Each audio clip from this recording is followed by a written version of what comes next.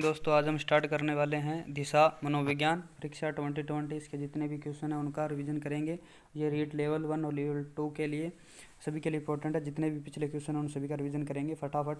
और दोस्तों अगर आपको ये चैनल और आपका ये वीडियो अच्छा लगता है तो प्लीज़ लाइक करें, सब्सक्राइब करें, इससे हमारा मोटिवेशन बना रहता है और अपने दोस्तों को शेयर करें। चलो ठीक है दोस्तों, स्टार्ट करते हैं। और आज वैसे हम आपको बता दें, पहले मैंने आपका ये जो पहला टॉपिक लिया है वो लास्ट वाला जो 11 नंबर है ICT वाला वही लिया है, ताकि जितनी जल्दी उसको उतनी जल्दी इसको कंप्लीट कर लें। तो चलो स्टार्ट करते हैं दोस्तों। चलो दोस्तों स्टार्ट करते हैं। आपका सूचना संप्रेषण तकनीक ICT समाकलन ICT पेडोलॉजी इंटीग्रेशन बोलते हैं जिसको। इसके अंदर मैं आपको क्वेश्चन कराऊंगा ओनली फॉर, अगर हम व्याख्या करने लगे तो टाइम बहुत ज़्यादा लगेगा। देखिए ICT का अभिप्राय होता है, ICT का अभिप्राय होता है इन्फॉर्मेशन कम्युनिकेशन टेक्नोलॉजी। और उसके बाद देखिए सूचना प्रौद्योगिकी में सम्मिलित किया जाता है। तो सूचना प्रौद्योगिकी के अंदर ऑनलाइन शिक्षा, एजुसेट के माध्यम से सीखना, वेब बेस्ड सीखना, उपरोक्त सभी को सम्मिलित किया जाता है। ICT को परिभाषित किया गया है। ICT को परिभाषित करें विभिन्न तकनीकी उपकरण तथा संसाधन के रूप में जिससे सूचनाओं का संप्रेषण, सर्जन, प्रसारण तथा संग्रहण तथा प्रबंधन किया जा सके। यह ICT की परिभाषा होती है।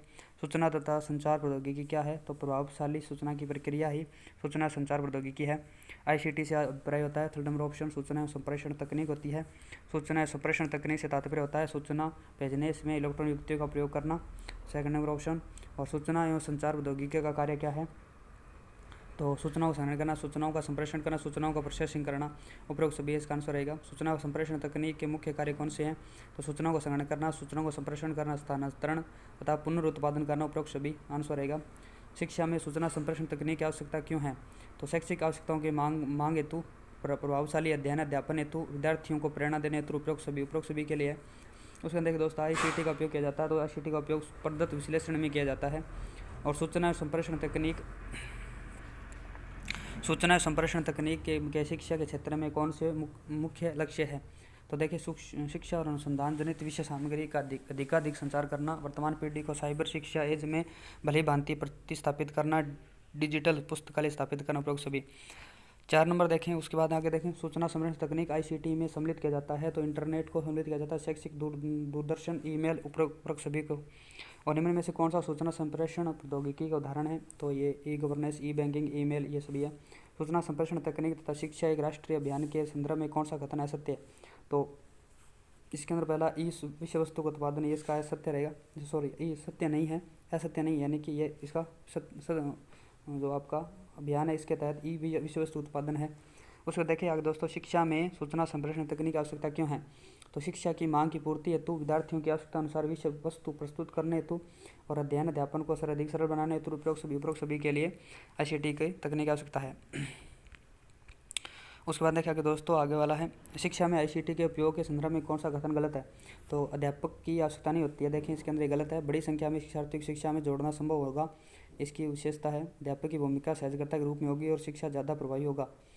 उसके बाद देखिए आगे दोस्तों, निम्नलिखित में से कौन सा कार्य शिक्षा के सूचना संप्रेषण तकनीक से संबंधित नहीं है? तो इसके अंदर देखें, जानने में अभिज्ञानकर्ता की अभिरुचि का विकास करना, ये इसका अभिप्राय है, संप्रेषण तकनीक से संबंधित है ये। और अधिगमकर्ता के अवबोध के स्तर का मूल्यांकन करना और शिक्षण अधिगम प्रक्रिया को सुगम और सरल बनाना। अधिगमकर्ता के भावनात्मक पक्ष को समझना इसके अंदर नहीं होता है दोस्तों। ICT एक कमी है इसकी। ICT के सहशिक्षण विधि प्रयुक्त करने पर, ICT के अंदर सहशिक्षण विधि प्रयुक्त करने पर क्या होता है? तो देखिए इसके अंदर थर्ड नंबर ऑप्शन सही रहेगा। इसका अध्यापक की भूमिका सुविधा प्रदाता के रूप में रहेगी। उसके बाद देखें, शिक्षा में सूचना संप्रेषण तकनीक का प्रयोग किया जाता है। तो ये शिक्षण में सूचना संप्रेषण तकनीक का प्रयोग किया जाता है। और सूचनाओं की साधनों की सहभागिता से सूचना संप्रेषण तकनीक का प्रयोग होता है। शिक्षकों के व्यावसायिक प्रगति में सूचना संप्रेषण तकनीक का प्रयोग होता है, उपरोक्त सभी आंसर रहेगा, उपरोक्त सभी। निम्न में से कौन सा ICT का पाठ्य सहगामी उपयोग है? तो ये स्कूल पत्रिका प्रकाशन करना सहगामी उपयोग है। ICT द्वारा शिक्षा प्रभावित होती है। तो कंप्यूटर शिक्षण कौशल प्रोग्राम तथा कंप्यूटर से। उसके बाद देखिए, सूचना संप्रेषण तकनीक के अंदर हम विद्यार्थियों की अभिप्रेरणा बढ़ जाती है, विद्यार्थियों की निष्पत्ति बढ़ती है, उच्च स्तरीय चिंतन को प्रोत्साहित करती है, उपरोक्त सभी। शैक्षिक तकनीक विधियों तकनीक का विज्ञान है जिसके द्वारा शैक्षिक उद्देश्यों की प्राप्ति की जा सकती है। यह परिभाषा दी थी C.K. मिश्रा ने क्या कौन परिभाषा दी थी? शैक्षिक तकनीक विधियों एवं तकनीकों का विज्ञान है जिसके द्वारा शैक्षिक उद्देश्यों की प्राप्ति की जा सकती है, C.K. मिश्रा के द्वारा। इसके बाद देखिए, शैक्षिक तकनीक का प्रयोग सर्वप्रथम जिन्होंने किया था वह था, यानी जो आपका ब्राइनर था, ठीक है ना। शैक्षिक तकनीक का सर्वप्रथम प्रयोग किया था आपके ब्राइनर ने। उसके बाद देखिए शिक्षा तकनीक को कितने चरणों में बांटा जाता है, तो इसके कितने चरणों में बांटा, किसने शिक्षण तकनीक को 3 चरणों में बांटा था, तो ये बांटा था आपका लुम्सडेन ने, लुम्सडेन ने। तो दोस्तों ऐसे ही क्वेश्चन आएंगे आपके, ठीक है ना। उसके बाद देखिए शिक्षा तकनीक का आविर्भाव जिनसे हुआ है, और वो जिसमें वो हुआ है शिक्षा और भौतिकी से हुआ है। शैक्षिक तकनीकी जिसका उद्गम भौतिक विज्ञान एवं अभियांत्रिकी से है, तो इसके अंदर आपका फर्स्ट नंबर रहेगा शैक्षिक तकनीकी फर्स्ट, और कठोर उपागम से, ठीक है ना। उसके बाद में देखिए आगे दोस्तों, शैक्षिक तकनीकी सेकंड को इस नाम से भी जाना जाता है, तो ये सॉफ्टवेयर उपागम के नाम से भी जाना जाता है। और आगे देखें, निम्न में से कौन सा कथन सत्य नहीं है, सत्य नहीं है मतलब तीसरा आपका सत्य नहीं रहेगा, जो बाकी सत्य रहेंगे कि कोमल उपागम का संबंध निवेश निर्गत और प्रक्रिया से होता है। सर्व दृश्य सामग्री कठोर उपागम के उदाहरण आते हैं, और सर्व दृश्य सामग्री कठोर उपागम के उदाहरण है, ठीक है। सामग्री कठोर उपागम के उदाहरण है, तो थर्ड नंबर इसका ऑप्शन गलत रहेगा, ठीक है ना। दोनों सेम है दोस्तों, इसके अंदर सेकंड और थर्ड दोनों ही गलत है। उसके बाद देखें शैक्षिक तकनीक थर्ड को जिस और नाम से भी जाना जाता है उसे प्रणाली का विश्लेषण भी कहा जाता है। शैक्षिक तकनीक में अदा सामान्यतः देता है, तो ये शिक्षक देता है। उसके बाद देखें प्रणाली के मुख्य तत्व होते हैं अदा, पर्दा, अदा और परिवेश होता है। उसे निम्नलिखित में से कौन प्रणाली के पहलू का तत्व नहीं है, प्रणाली के पहलू का तत्व नहीं है, तो ये अदा प्रतिपुष्टि और प्रक्रिया है, अध्ययन नहीं है, ठीक है ना। प्रणाली के निम्नलिखित तत्वों को उनके सही क्रम में व्यवस्थित कीजिए। तो देखें इसके अंदर सही क्रम की बात करें तो यहाँ पर पहला आएगा आपका थर्ड, उसके बाद में सेकंड यानी अर्धा, उसके बाद में सेकंड प्रक्रिया, उसके बाद में पर्दा और पर्यावरण संदर्भ में इसके अंदर उपयोग किया जाएगा, ठीक है ना। उसका देखें उद्देश्यों से उसको उनकी प्राप्ति की ओर बढ़ने के लिए वैज्ञानिक विधि का उपयोग है, तो ये प्रणाली उपागम कहलाता है। प्रणाली उपागम एक ऐसी तकनीक है जिसके द्वारा वांछित अनुदेशनात्मक उद्देश्यों की प्राप्ति होती है एवं अध्यापकगण अपने शिक्षक के नियोजन क्रियान्वयन प्रबंधन कार्यों के पर्याप्त सुधार ला सकता है। ये प्रणाली उपागम है। शिक्षा प्रणाली था अनुदेशनात्मक प्रणाली। एक प्रणाली एकीकृत रूप में निर्मित इकाइयों का एक समूह है जो नियमित रूप से स्वतंत्र रूप से कार्य करता है। यह परिभाषा दी थी, ये परिभाषा वेबस्टर की। प्रणाली उपागम के सोपानों में नहीं है, तो इसके अंदर निर्माण नहीं आएगा। मूल्यांकन, नियोजन और क्रियान्वयन प्रणाली उपागम के सोपान के अंदर आते हैं। उसके बाद देखिए प्रणाली उपागम के दौरान इनमें से क्या सार्थक नहीं है, तो इसके अंदर कीमत सार्थक नहीं है, जबकि निष्पादन, उपयोगिता और आकार इसका सार्थक होता है। शिक्षण अधिगम में कौन सी प्रणाली उपागम की पद्धति नहीं है, प्रणाली उपागम की पद्धति नहीं है, तो इसके अंदर प्रणाली अभियांत्रिकी इसकी पद्धति नहीं है, जबकि प्रणाली विश्लेषण, प्रबंधन प्रणाली तथा शोध प्रणाली सारी इसकी विशेषताएं हैं। निम्न में ऐसे कौन सा प्रणाली उपागम का एक चरण नहीं है, तो यहाँ पर फोर्थ नंबर इसका चरण नहीं है। व्यवस्थित सूचना संग्रहण करना, ये इसके प्रणाली उपागम चरण नहीं है। प्रणाली विश्लेषण करना, प्रणाली की रचना विकास करना, प्रणाली का क्रियान्वयन मूल्यांकन करना, ये सारे इसके चरण हैं। निम्न में से कौन सा पद प्रणाली उपागम में सम्मिलित नहीं है, तो मतलब प्रणाली मॉड्यूल नहीं है, क्योंकि प्रणाली विश्लेषण, प्रणाली प्रारूप विकास करना, प्रणाली संक्रिया संचालन मूल्यांकन करना, ये सारे इसके यानी कि पदों के सम्मिलित है। निम्न में से कौन सा प्रणाली उपागम का सोपान है, सोपान की अगर बात करें तो सभी इसके अंदर प्रणाली विश्लेषण, प्रणाली संरचना विकास करना, प्रणाली संचालन करना, मूल्यांकन करना सभी आएंगे।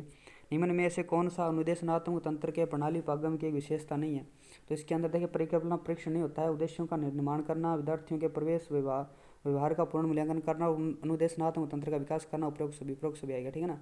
इसके अंदर तीनों सही रहेंगे, जबकि परिकल्पना परीक्षण नहीं रहेगा। निम्न में से कौन सा प्रौद्योगिकी आधारित शिक्षण साधन नहीं है, तो प्रौद्योगिकी आधारित शिक्षण साधन नहीं है, तो इसके अंदर देखें आपका फर्स्ट नंबर जो नहीं रहेगा, जबकि क्रियाकलाप सहायक सामग्री नहीं है, जबकि सरल हार्डवेयर है। और उसके बाद में देखें दोस्तों हार्डवेयर आ जाएंगे, सॉफ्टवेयर सारे हैं, जबकि फर्स्ट नंबर इसका ऑप्शन नहीं रहेगा। इसके बाद देखिए निम्न में से प्रणाली उपागम के पदों का सही क्रम कौन सा है, तो इसका सेकंड हो जाएगा। पहले हम क्या अगर उद्देश्यों को पहचानेंगे, उसके बाद में फॉर डी नंबर अधिगम अनुभवों की रूपरेखा बनाना, उसके बाद में उद्देश्यों का मूल्यांकन करना, उसके अधिगम अनुभवों को सुधारना। अनुदेशन प्रणाली क्या है, अनुदेशन प्रणाली उपागम क्या है, तो ये समस्या केंद्रित होती है, तो इसको थोड़ा पढ़ लेते हैं। अनुदेशन प्रणाली क्या, अनुदेशनात्मक प्रणाली प्रक्रिया को शिक्षा प्रणाली का एक उप प्रणाली के रूप में भी प्रयोग किया जाता है। अनुदेशनात्मक प्रणाली का अभिप्राय अनुदेशन उद्देश्यों की प्राप्ति हेतु अपनाई गई एक प्रणाली जिसके अंतर्गत कुछ विशिष्ट विशिष्ट परस्पर निर्भर और परस्पर अंतःक्रिया करने वाले तत्वों का समावेश होता है और ये सभी तत्व सुव्यवस्थित और नियंत्रित ढंग से अनुदेशनात्मक उद्देश्यों की प्राप्ति के लिए कार्यरत रहते हैं। अनुदेशनात्मक प्रणाली में अध्ययन के रूप में विद्यार्थी अध्यापक एवं अनुदेशनात्मक सामग्री उपयोग करते हैं। प्रक्रिया के अंतर्गत अनुदेशनात्मक विधियों तो रचनाओं का प्रयोग किया जाता है। प्रदान के द्वारा अपेक्षित परिणामों को प्राप्त करने तथा विद्यालय में उपलब्ध भौतिक संसाधन पर्यावरणीय संदर्भ में भूमिका निभाते हैं। निम्न में से कौन सी प्रणाली उपागम का भाग नहीं है?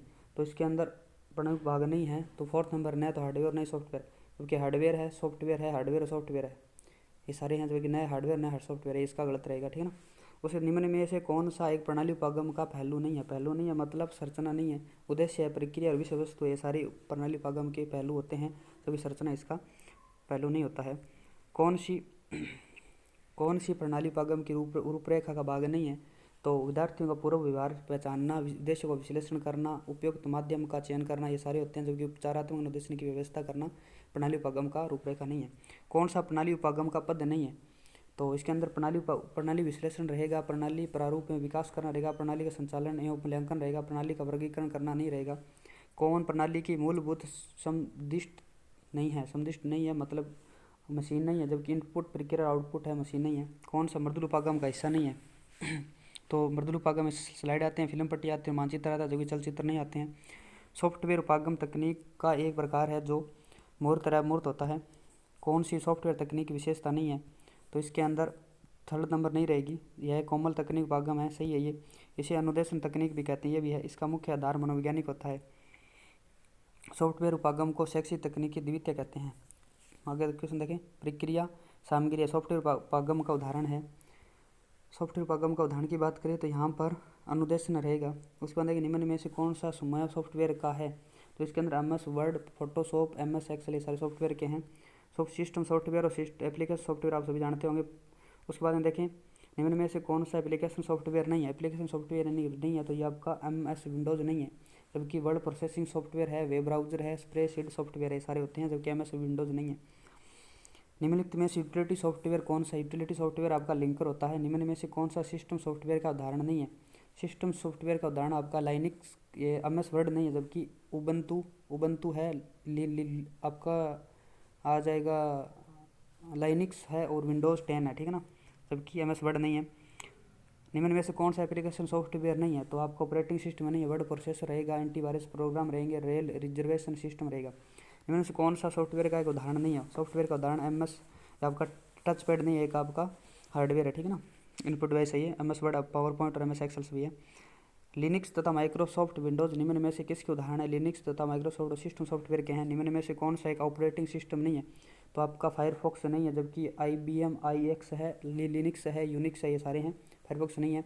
माइक्रोसॉफ्ट वर्ड या माइक्रोसॉफ्ट एक्सेल उदाहरण है आपका अनुप्रयोग सॉफ्टवेयर के उदाहरण है। इंटरनेट अन्वेष किस प्रकार का होता है? तो ये ब्राउज़र के रूप का होता है। उसके बाद देखें, निम्न में से एप्लीकेशन सॉफ्टवेयर है, एप्लीकेशन सॉफ्टवेयर आपका वेब ब्राउज़र है। निम्न में से कौन सा समय हार्डवेयर का है? तो स्कैनर, मॉनिटर, माउस और प्रोसेसर, ये आपके हार्डवेयर का है। तो इसके अंदर देखें, कंप्यूटर की बात करें, कंप्यूटर में CPU होता है, सेंट्रल प्रोसेस यूनिट बोलते हैं, पेरीफेरल बोलते हैं। हार्डवेयर के दो प्रकार होते हैं, CPU एंड पेरीफेरल। CPU के अंदर control unit, arithmetic logic unit और मेमोरी आती है, और पेरीफेरल के अंदर इनपुट, आउटपुट यूनिट और संग्रह युक्तियाँ आती है। देखिए अगर दोस्तों कंप्यूटर के उपयोग के लिए जाने वाले उपकरण कहलाते हैं तो ये हार्डवेयर कहलाते हैं। अगर देखिए, निम्न में से कौन सा समूह है हार्डवेयर से संबंधित? हार्डवेयर से संबंधित आपका ALU है, CPU है, मॉनिटर, कीबोर्ड है। निम्न में से कौन सी वस्तु हार्डवेयर तकनीक का हिस्सा है? तो फर्स्ट, थर्ड और फोर्थ हो जाएगी। मैजिक लालटेन है, और VCR है, तथा ओवरहेड प्रोजेक्टर है। कौन सा एक भाग कंप्यूटर की प्रक्रिया का अंग नहीं है? तो आपका देखें, इसके अंदर इनपुट नहीं है, जबकि नियंत्रक CPU है, अर्थमेटिक लॉजिक यूनिट है, और केंद्रीय प्रक्रिया इकाई यानी सेंट्रल प्रोसेस यूनिट है। अगर देखिए दोस्तों, अंक गणितीय तथा तार्किक दोनों कार्य जिसमें किए जाते हैं वो होते हैं, ALU होता है, अर्थमेटिक लॉजिक यूनिट के अंदर किए जाते हैं, सभी जानते होंगे। हार्डवेयर उपागम का आधार है, हार्डवेयर उपागम का आधार एप्लाइड इंजीनियरिंग होता है। रेडियो, टेलीविजन तो टेप रिकॉर्डर की सहायता से एक शिक्षक हर एक विद्यार्थी के द्वार पर कम लागत में पहुंच सकता है। यह कथन किस उपागम की ओर संकेत करता है? यह इंटीग्रेटेड उपागम की ओर संकेत करता है। कंप्यूटर आधारित शिक्षण प्रतिमान के प्रवर्तक कौन है? तो लॉरेंस टालूरो तथा डेनियल डेविस है। कंप्यूटर आधारित शिक्षण प्रतिमान के प्रवर्तक कौन है? तो लॉरेंस टालूरो तथा डेनियल डेविस है। आगे देखिए दोस्तों, कंप्यूटर आधारित शिक्षण प्रतिमान के प्रवर्तक कौन है? तो लॉरेंस टोलूरो तथा डेनियल डेविस माने जाते हैं। CAI का पूर्ण रूप होता है तो कंप्यूटर सहायक प्राप्त अनुदेशन बोलते हैं जिसको, CAI।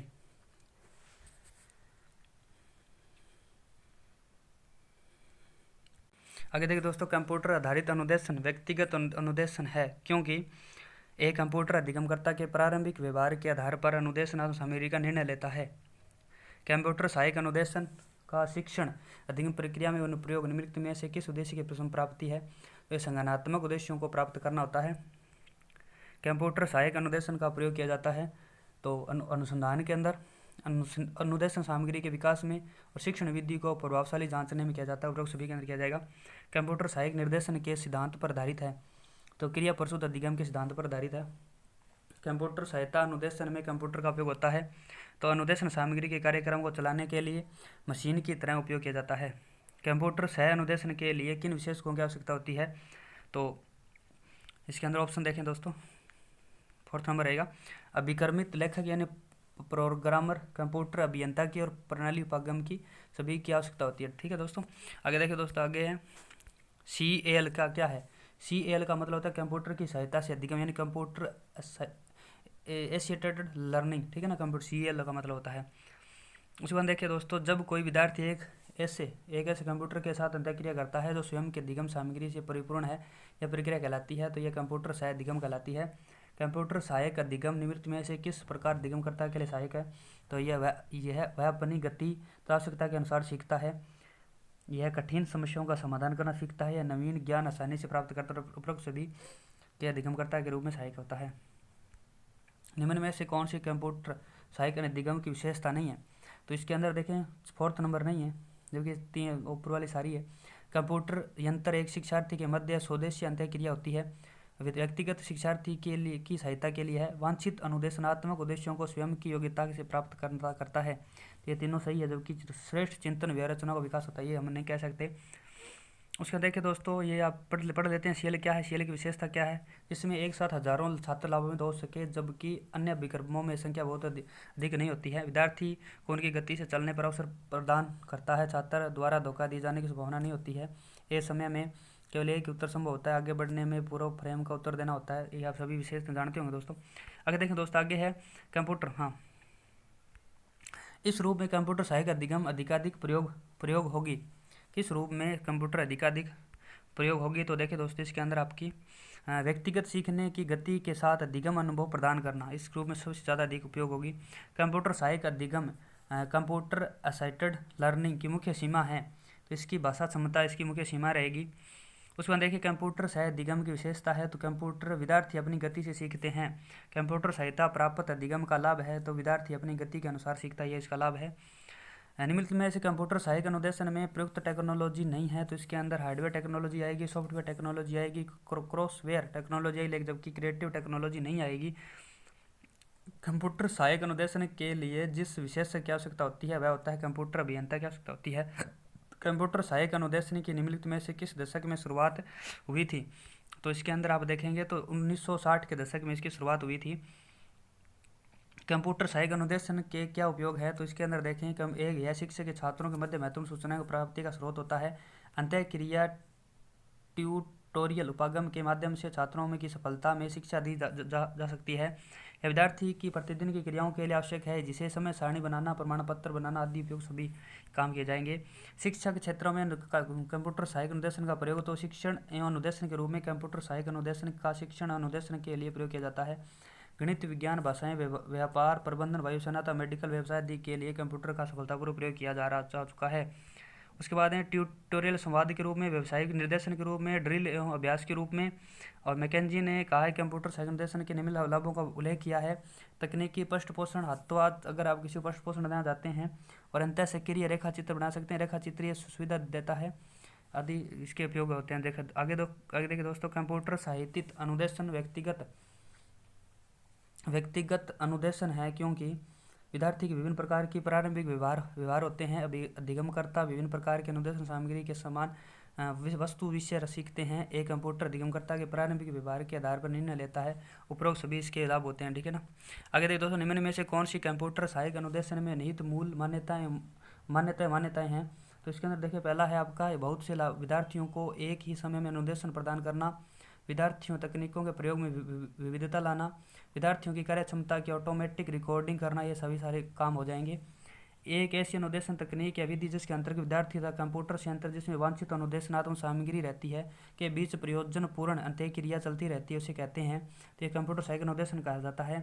कंप्यूटर आधारित अनुदेशन हेतु कौन सा कथन गलत है, तो वो देखें पहला क्वेश्चन कथन गलत रह जाएगा। पहले इसके सही देख लेते हैं। अधिगमकर्ता अपनी गति से सीखता है, अधिगमकर्ता को तत्कालिक पृष्ठ पोषण मिलता है, अधिगमकर्ता की सक्रिय भागीदारी रहती है, यह कंप्यूटर साक्षर अधिगमकर्ता के लिए उपयोगी है, इसका यानी कि कथन गलत है, ठीक है ना। निम्न में से कौन सी कंप्यूटर सहायता प्राप्त अनुदेशन की मूल मान्यता नहीं है, तो इसके अंदर देखिए दोस्तों आपका एक ही समय पर अनेक शिक्षार्थियों को अनुदेशन प्रदान करना और शिक्षार्थी की निष्पत्ति का स्वतः लिपिबद्ध करना, शिक्षक शिक्षार्थी के मध्य अंतःक्रिया, तकनीकी के प्रयोग में विविधता। तो इसके अंदर देखिए शिक्षार्थी एक ही समय में अनेक शिक्षार्थियों को अनुदेशन प्रदान करना, ये इसकी मूल मान्यता नहीं है, जबकि ये सारे काम हो जाएंगे दोस्तों अपने आप इसके अंदर। उसके अंदर देखिए आगे आप देखें वाक्य कंप्यूटर सहायक अनुदेशन मुख्य तथ्य कंप्यूटर सहायक अनुदेशन में विद्यार्थी तथा कंप्यूटर के मध्य अंतःक्रिया चलती है। कंप्यूटर तथा विद्यार्थियों को व्यवस्थित रूप से अनुदेशन सामग्री प्रस्तुत करना संभव होता है। अनुदेशन सामग्री कंप्यूटर के मॉनिटर पर प्रस्तुत की जाती है, विद्यार्थी उसके प्रति वांछित अनुक्रिया व्यक्त करता है। कंप्यूटर विद्यार्थी के बीच चलने वाले अनुक्रिया अनुदेशन उद्देश्यों की प्राप्ति में सहायक होता है। एक समय में अनेक विद्यार्थियों को एक साथ अनुदेशन प्राप्त किया जा सकता है।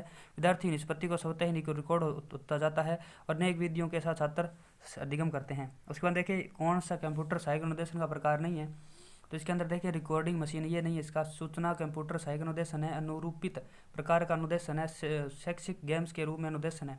उसके बाद देखिए विगत 30 वर्षों में विद्यालयों में तकनीकी के महत्व को जिस क्रम में सम्मिलित किया है वह निम्नलिखित में से कौन सा है, तो इसके अंदर देखें कार्यक्रमीकरण, कंप्यूटर सहायता प्राप्त अनुदेशन और अनुप्रयोग और एकीकरण, ये सारे इसके निम्नलिखित में सम्मिलित रहेंगे।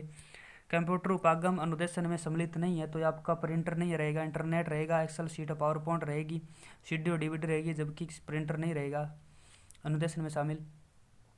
कंप्यूटर सहायक अनुदेशन कहलाता है, तो देखिए कंप्यूटर सहायक अनुदेशन आपका इलेक्ट्रॉनिक ब्रेन कहलाता है।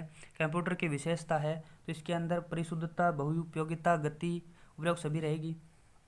इसकी विशेषता देख लेते हैं। गति, स्वचालिता, त्रुटि रहित कार्य, स्थायी भंडारण क्षमता, विशाल भंडारण क्षमता, भंडारण सूचना को तीव्र गति से प्राप्त करना, जल्दी निर्णय लेने की क्षमता, विविधता, पुनरावृत्ति, स्फूर्ति, गोपनीयता, कार्य की एकरूपता, ठीक है ना।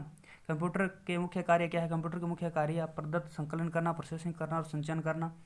उसमें देखें class project computer literacy, full form देखें क्लास की computer literacy and studies in schools की संस्था द्वारा प्रारंभ की गई है, तो एनसीईआरटी के द्वारा प्रारंभ की गई है दोस्तों।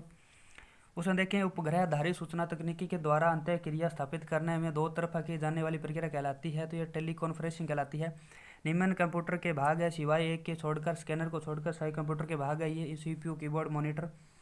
निम्न इनमें से कौन सा इनपुट डिवाइस नहीं है, तो आपका मॉनिटर इनपुट डिवाइस नहीं है, जो कि joystick, magnetic tape, magnetic disk input device है। कौन सा आउटपुट डिवाइस है, तो इसके अंदर मॉनिटर आउटपुट डिवाइस है। कीबोर्ड, माउस, स्कैनर सारे इनपुट डिवाइस के अंदर आएंगे। निम्न में से किसे आउटपुट डिवाइस कहा जाता है, तो आपका मॉनिटर को कहा जाता है। निम्न में से कौन सा इंटरनेट नेटवर्क का घटक नहीं है, तो स्पीकर नहीं, जबकि प्रोटोकॉल, डेटा और मॉडेम है। यूआरएल का मतलब होता है वर्ल्ड वाइड वेब के पेज का पता लगाना होता है। यूनिफॉर्म रिसोर्स लोकेटर बोलते हैं यूआरएल को। इंटरनेट पर साइट को खोजने के उद्देश्य से बनाया जाता है। रैम से तात्पर्य होता है तो रैंडम एक्सेस मेमोरी होती है। रैंडम एक्सेस मेमोरी मतलब मेमोरी का प्रकार जिस सूचना पुनः प्राप्त करने में लगा समय सूचना की स्थिति पर निर्भर नहीं करता है, ठीक है ना। उसे देखिए एक जब कंप्यूटर पर कार्य कर रहे होते हैं तो कंप्यूटर प्रोग्रामों सूचनाओं को एकत्रित करने के लिए कंप्यूटर का प्रयोग करता है। उस स्मृति को निम्नलिखित में से क्या कहते हैं, तो ये रैम कहा जाता है। जब विद्युत प्रवाह कट जाता है तो डाटा एवं प्रोग्राम में खो जाता है, तो ये आपका रैम के अंदर खो जाता है। निम्न में से कौन प्राथमिक स्मृति युक्ति है, तो रैम है। निम्नलिखित में से कंप्यूटर क्या स्थायी मेमोरी के रूप में जानी जाती है, तो रैम जानी जाती है। रोम के संदर्भ में निम्न में क्या सही है, तो रीड ओनली मेमोरी कहा जाता है रोम को। निम्न में से कौन सी सेकेंडरी मेमोरी डिवाइस नहीं है, तो आपका रोम नहीं है, जबकि सीडी रोम है, हार्ड डिस्क है, पेन ड्राइव सारी आपकी सेकेंडरी मेमोरी के अंदर आएगी। यूएसबी पेन ड्राइव किस प्रकार की स्टोरेज डिवाइस के अंतर्गत आती है, तो ये सेकेंडरी मेमोरी के अंदर आती है। उसके बाद देखिए दोस्तों सबसे कम मेमोरी साइज़ कौन सी होती है, तो आपकी किलोबाइट होती है, ठीक है ना। ये टेराबाइट, गीगाबाइट, ये सारी उसकी बड़ी इकाई होती है। जैसे पहले kilobyte, gigabyte, terabyte, zettabyte, yottabyte, इस प्रकार आ जाएंगे। कंप्यूटर के संबंध निम्नलिखित में से कौन सा सही है?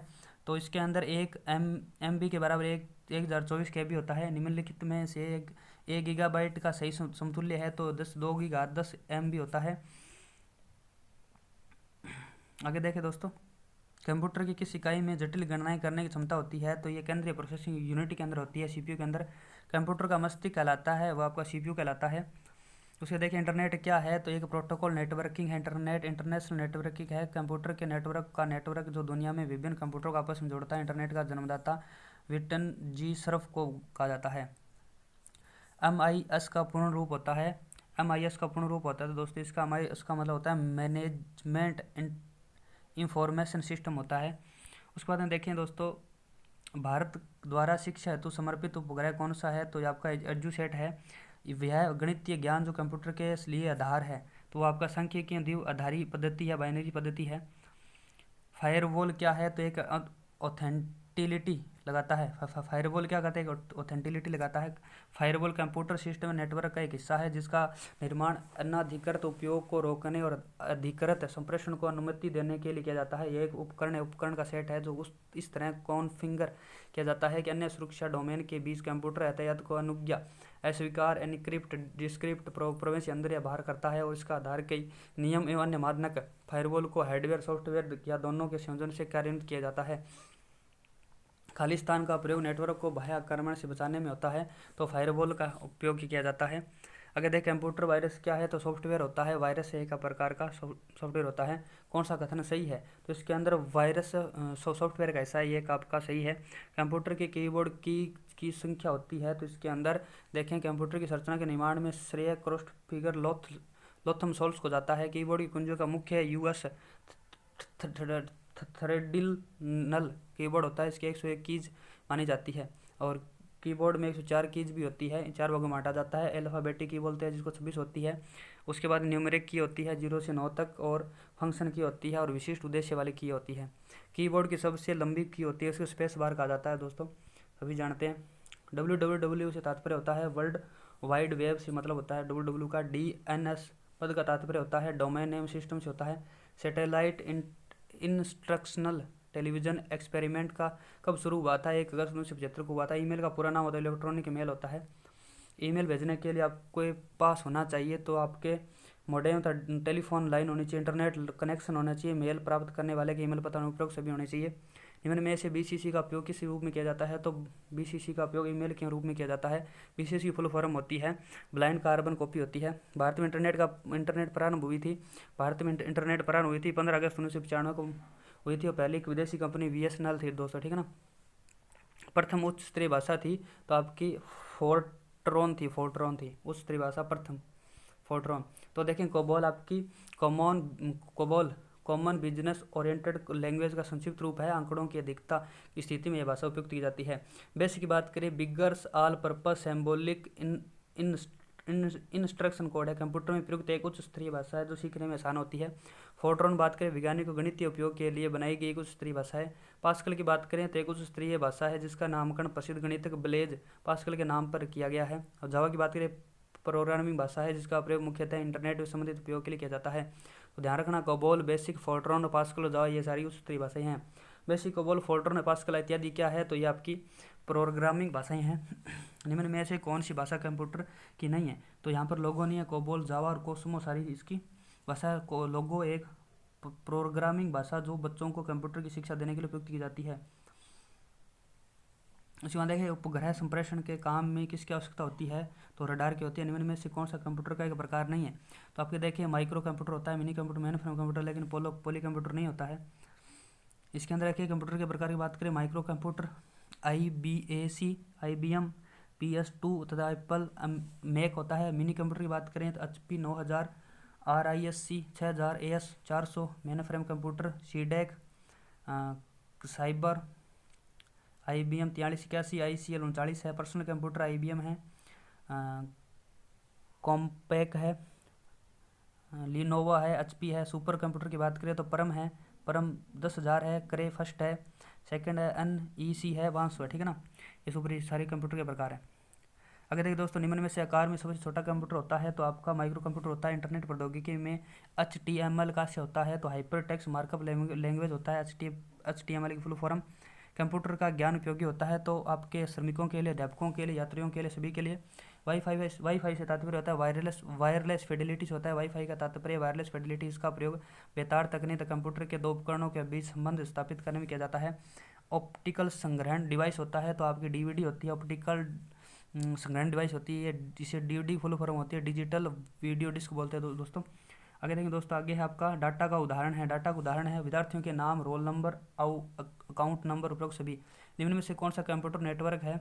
तो लोकल एरिया नेटवर्क है। ये पैन, वैन और लैन, ये सारे क्या हैं दोस्तों? आपके कंप्यूटर नेटवर्क हैं, ठीक है ना। लोकल लैन का मतलब local area network, wide area network, उसके बाद में मेन का मतलब होता है मेट्रोपॉलिटन एरिया नेटवर्क, ठीक है ना। निम्न में से कौन सा सूचना संप्रेषण तकनीक से संबंधित नहीं है? तो आपका लेन, मैन और वेन सारे हैं, जबकि ON कोई सूचना संप्रेषण तकनीक संबंधित नहीं है। MS वर्ड है तो MS वर्ड की बात करें तो माइक्रोसॉफ्ट ऑफिस है। माइक्रोसॉफ्ट कॉरपोरेशन द्वारा विकसित किया गया वर्ड प्रोसेसर है, ठीक है, MS वर्ड। उसके बाद देखिए दोस्तों, आगे है आपका कंप्यूटर क्विज पटल में कीबोर्ड की कुंजी उत्पन्न करती है। अनुदेशन कूट और दूरदर्शन का प्रयोग निम्नलिखित रूपों में किया जा सकता है तो आपका निर्देशात्मक दूरदर्शन, बंद परिपथ दूरदर्शन, उपग्रह निर्देशन दूरदर्शन प्रयोग उपरोक्त सभी में किया जा सकता है। भारत में शैक्षिक दूरदर्शन प्रारंभ हुआ था तो अक्टूबर 1961 में प्रारंभ हुआ था। ICIET का पूरा नाम निम्नलिखित में से क्या है? तो केंद्रीय शैक्षिक प्रौद्योगिकी संस्थान है। MOCC का पूरा निम्नलिखित में से क्या नाम है? तो आपका मैसिव ओपन ऑनलाइन कोर्सेज है। Massive open online courses, MOC का फुल फॉर्म। उसके बाद देखिए दोस्तों, निम्नलिखित में से कौन सा पद या शब्द शिक्षण अधिगम प्रक्रिया में कंप्यूटर के अनुप्रयोग को प्रदर्शित नहीं करता है? तो कंप्यूटर कार्य प्रणाली अधिगम, ये इसको प्रयोग नहीं करती है, जबकि कंप्यूटर सहायक अधिगम करता है। कंप्यूटर प्रबंधित अधिगम करता है। कंप्यूटर प्रबंधित अनुदेशन करता है। निम्न में से कौन सा नॉन इम्पैक्ट प्रिंटर है? तो लेजर प्रिंटर आपका नॉन इम्पैक्ट प्रिंटर है, जबकि डॉट मैट्रिक्स, ड्रम प्रिंटर और डेजीवेल प्रिंटर है, ये सारे इम्पैक्ट प्रिंटर के अंदर आते हैं। मॉडेम का पूरा नाम क्या है? तो मॉडेम का मॉड्यूलेटर डीमॉड्यूलेटर होता है। तो मॉडेम का अपने कंप्यूटर में इंटरनेट जोड़ने के लिए क्या जाता है? इसका इनपुट आउटपुट दोनों तरह कार्य करता है। जो मॉडेम मॉड्यूलेटर डीमॉड्यूलेटर का संक्षिप्त रूप है। डाटा का एनालॉग में डिजिटल तथा आपका डिजिटल से एनालॉग में रूपांतरित करता है। यह ISP तथा डाटा को संप्रेषित करता है, जिसकी स्पीड BPS यानी बिट्स पर सेकंड में मापते हैं। आभासी अनुभव किसके माध्यम से बेहतर दिया जा सकता है? तो ये कंप्यूटर संगणक के द्वारा। कंप्यूटर का माइक्रो प्रोसेसर कहलाता है तो हार्डवेयर कहलाता है। देखिए, सूक्ष्म संधारित्र या माइक्रो प्रोसेसर एक ऐसी डिजिटल इलेक्ट्रॉनिक हार्डवेयर युक्ति है जिसमें लाखों ट्रांजिस्टर को एकीकृत परिपथ के रूप में प्रयोग कर तैयार किया जाता है, जिसे कंप्यूटर की केंद्रीय प्रोसेसिंग इकाई की तरह भी काम में लिया जाता है। ब्रॉडकास्टिंग नेटवर्क किसका उदाहरण है? तो आपका पॉइंट टू पॉइंट टोपोलॉजी का है। साक्षात मानव संसाधन विकास मंत्रालय द्वारा ICT सूचना संप्रेषण तकनीक पर लाई गई है तो एक वन स्टॉप पोर्टल लाया गया है। MHRD द्वारा इनमें से कौन सा वन स्टॉप एजुकेशन पोर्टल के रूप में विकसित किया गया है? तो आपका साक्षात किया गया है। कैंसर प्लान को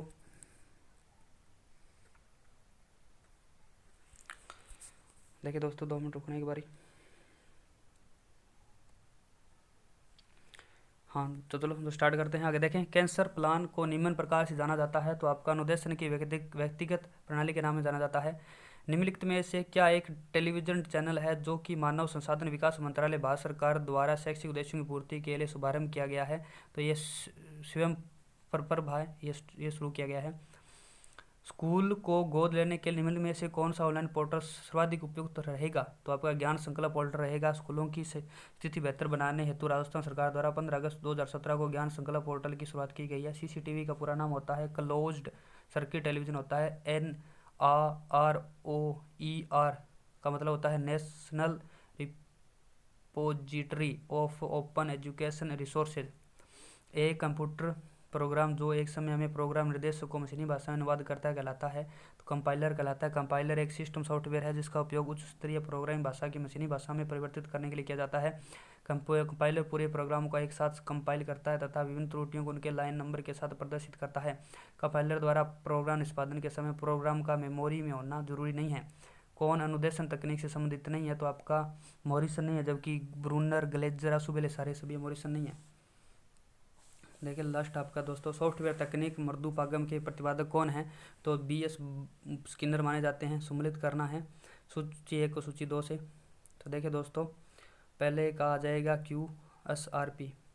तो देखें हैकिंग क्या मतलब होता है? हैकिंग मतलब किसी गतिविधि को आपके डिजिटल उपकरणों जैसे कंप्यूटर, स्मार्टफोन, टैबलेट और यहाँ तक कि संपूर्ण नेटवर्क की सिक्योरिटी को समझौता करना चाहते हैं। हैकिंग का मतलब ये होता है, ठीक है ना। उसके बाद देखिए दोस्तों, ईमेल का मतलब होता है एक कंप्यूटर उपयोगकर्ता द्वारा एक नेटवर्क के माध्यम से अधिक प्राप्तकर्ता इलेक्ट्रॉनिक माध्यम से वित्तीय संदेश भेजना। उसके बाद में ब्राउज़र का मतलब होता है दोस्तों, सॉफ्टवेयर को वेब और वेब पृष्ठों और फाइलों को एक्सेस और प्रदर्शित करता है। बारकोड का मतलब होता है मशीनी पठनीय ऑप्टिकल लेबल, जिसमें उस आइटम के बारे में जानकारी होती है, उसके साथ वह जुड़ा होता है। उसके बाद स्कूल में ई लर्निंग के लिए प्रोजेक्ट स्माइल का पूर्ण रूप होता है तो social media interface for learning engagement, ठीक है ना। उसके बाद देखिए दोस्तों, आगे आएगा आपका स्माइल ऐप का कार्यक्रम 14 अप्रैल 2020 को शुरू किया गया था और दूसरा चरण स्माइल 3.0 21 जून 2021 को स्टार्ट किया गया था। निम्न में से सबसे तेज़ डेटा से गति से डाटा ट्रांसफर करने वाली केबल कौन सी होती है? तो ऑप्टिकल फाइबर होती है। साला दर्पण, और ये क्या है? तो देखें साला दर्पण, पहले एक आर रहेगा। साला दर्पण की बात करें तो आर का नंबर है यह पोर्टल जहाँ सभी सरकारी स्कूलों की जानकारी ऑनलाइन उपलब्ध होती है। उसके बाद देखिए दूसरे देखें गूगल क्लासरूम क्या है? तो इसके अंदर अस रहेगा इसका सही। ऑनलाइन टूल जो शिक्षकों को असाइनमेंट सेट करने, छात्रों द्वारा सबमिट किए गए कार्य का मूल्यांकन करने और ग्रेडेड पेपर वापस करने की अनुमति देती है। उसके बाद में देखें तीसरा सी का मतलब क्यों रहेगा। गूगल मीट क्या है? क्यों देखें वीडियो कॉन्फ्रेंसिंग सॉफ्टवेयर है गूगल मीट। उसमें कंप्यूटर एडेड लर्निंग क्या है? कंप्यूटर एडेड लर्निंग पी रहेगा इसका। ये शैक्षिक वातावरण जहाँ किसी विशेष विषय को सीखने के उपयोगकर्ता की सहायता के लिए कंप्यूटर प्रोग्राम का उपयोग किया जाता है। उसके बाद देखिए दोस्तों, आगे निम्न में से कौन सा MS बिंग के उपयोग को संदर्भित करता है? तो ये आपका सर्च इंजन करता है दोस्तों। इस प्रकार आपका ये शैक्षिक तकनीक वाला पूरा दिशा की थी, उसका हमने पूरा रिवीजन किया है क्वेश्चन होगा। अगर दोस्तों आपको ये वीडियो अच्छा लगता है तो प्लीज़ इसको शेयर करें, इससे हमारा मोटिवेशन बना रहता है। अपने दोस्तों को इस बताएं भी। कम समय के अंदर हम जितने भी क्वेश्चन है वो रिपीट कर रहे हैं। चलो दोस्तों ठीक, चलते हैं, मिलेंगे अगले नेक्स्ट वीडियो के अंदर। जय हिंद, जय भारत।